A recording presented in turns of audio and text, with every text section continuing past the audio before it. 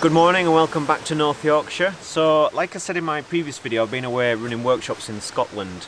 So it's been a good few weeks since I've been out in my local woodland, so I'm really quite excited to be out again. Now, there's nothing particularly exciting and happening in terms of the conditions. There's no mist or fog, but mist and fog is so 2016 anyway. No, I'm only joking, I love mist and fog, but what's really quite nice at this time of year, because there's still quite a lot of autumn colour around, which is nice. So the tonal contrast, the layers of colours should be enough to offer some nice depth and separation in the image, and just a really nice feeling. So that's what I'm hoping for. I've come to a location which I only just discovered in spring of this year, and I've only published one photograph from this location, so hopefully there's a lot more to come. I had a very brief wander yesterday and sussed out where I wanted to head to, and there's just a very small area of old beech trees.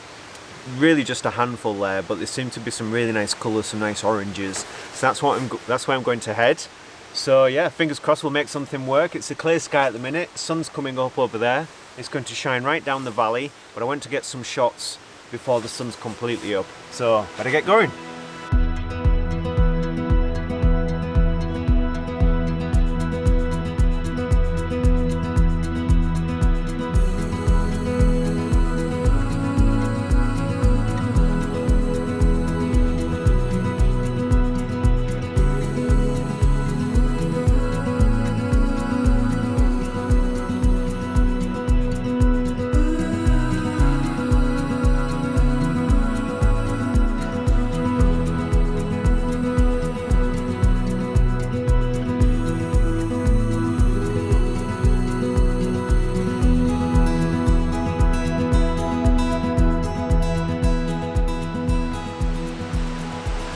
Okay, so I've got my first shot lined up, and what I want to do today is just create 2 or 3 images from this one tiny little area.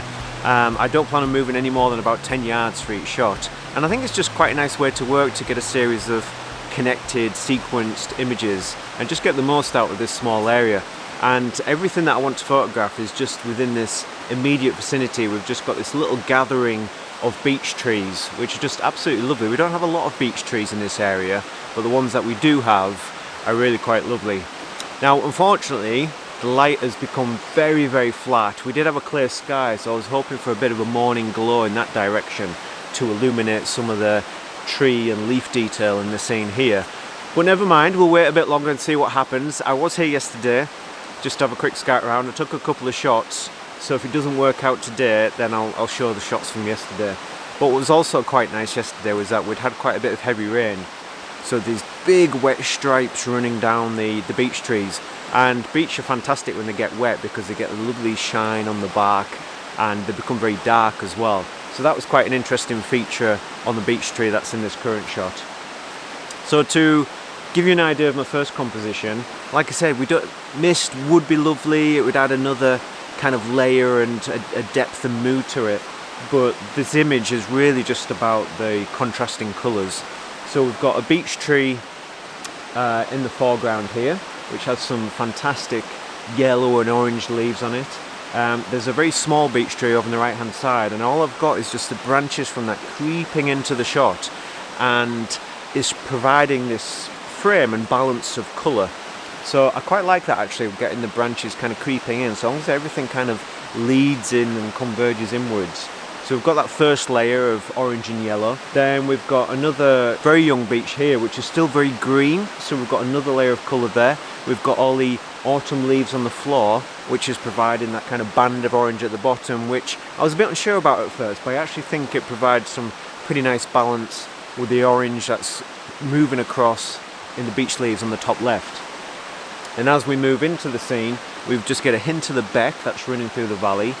Then we've got some squiggly trees back there. I can't tell what they are from here. They're possibly hawthorn, and they just kind of got some nice dark squirming shapes. Oh, a heron's just flown past.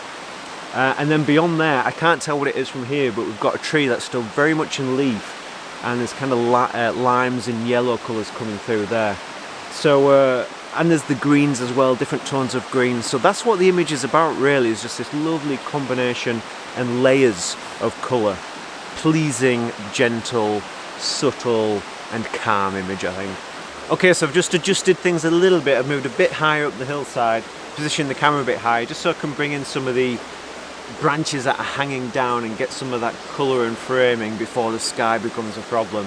So yeah, that's looking pretty good. F11, just want to get most of it in focus, I think, because it's not about getting the separation with the shallow depth of field. I think there's some depth there because of the layers of colour and with the trees that disappear into the scene as well.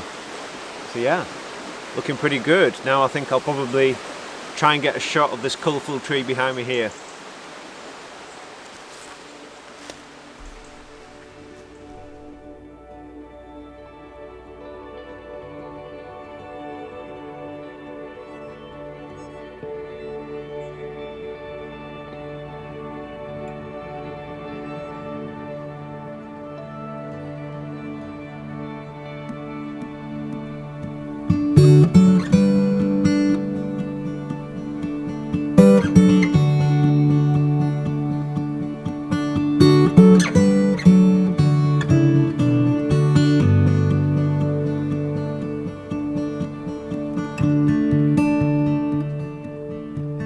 Right, so I've got my second shot lined up and I've literally just walked up from the rock down there, just to give me a more elevated position and advantage point to get a photograph of this lovely beech tree which you might have seen in the background before.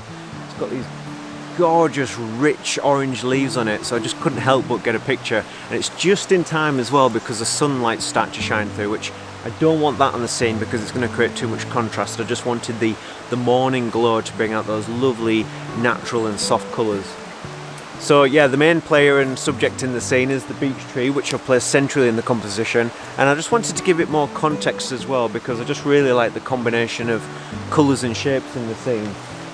So I've tried to position myself quite carefully left to right so I could get some separation between the beech tree and the other trees. We've got a group in the gap over to the left there, we've got a group just to the right of the beech tree, we've got a couple on the right hand side here just catching the light. So all in all, I think there's some pretty nice shapes. There's some leaning trees in the bottom left hand corner, but they're leaning into the scene, and I've kind of been more drawn to those sorts of things in my woodland shots recently. Is these, you know, I used to kind of avoid branches creeping in, but now I try to sometimes include the branches creeping in so long as they serve a purpose and help to draw the attention into the centre of the image. So it's, yeah, quite a simple shot. I'm using the full 3:2 aspect ratio, and yeah, a nice delicate autumn image with some lovely rich orange colours. Very nice.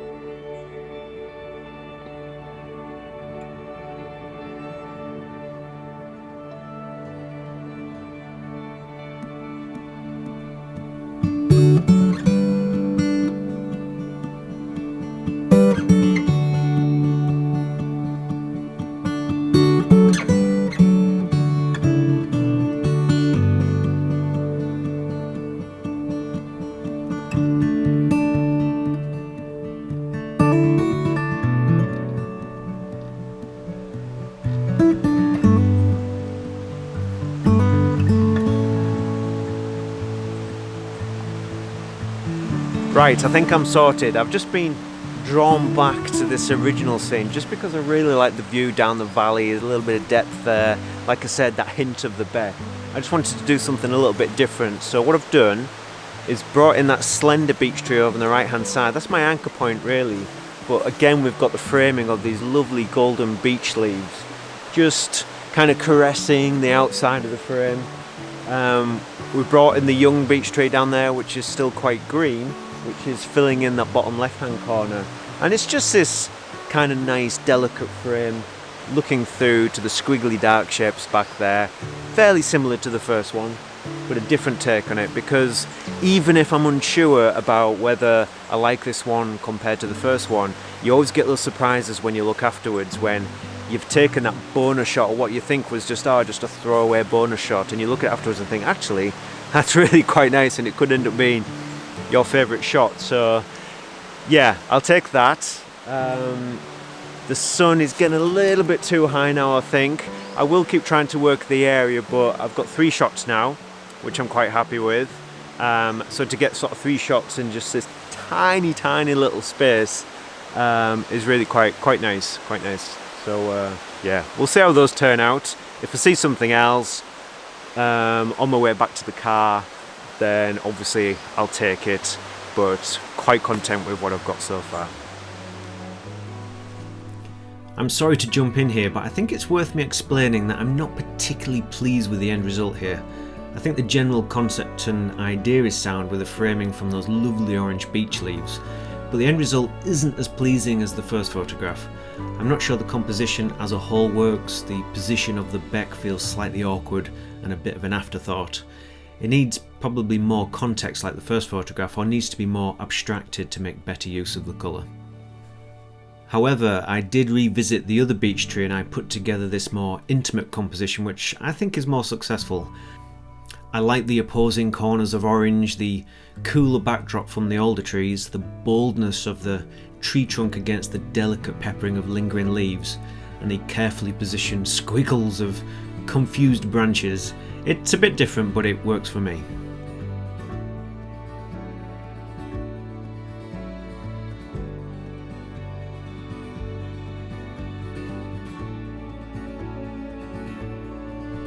My friend Joe Cornish was busy photographing a different woodland nearby, so on my way home after this shoot I decided to pop by and say hello, and I only had about 30 minutes of shooting time, so I was pretty pleased to find this lovely beech tree and put together this square composition just before the light became a bit too harsh.